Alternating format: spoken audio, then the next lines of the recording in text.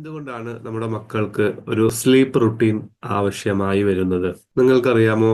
3 വയസ്സിന് മുകളിലുള്ളവരാണ് നമ്മുടെ മക്കളെങ്കിൽ എത്ര സമയം അവർ ഉറങ്ങേണ്ടതുണ്ട്? നല്ല ക്വാളിറ്റി സ്ലീപ്പ് ലഭിക്കുക എന്നതാണ് നമ്മുടെ മക്കളുടെ ബ്രെയിൻ ഡെവലപ്മെന്റിനും ഗ്രോത്തിനും ആവശ്യമായിട്ടുള്ള ഒരു ഘടകം. രക്ഷിതാക്കളെ, നിങ്ങളുടെ മക്കൾ കൃത്യസമയത്താണോ ഉറങ്ങുന്നത്? സ്ക്രീനിൽ കാണുന്ന നമ്പറിൽ വാട്സപ്പ് ചെയ്യുക.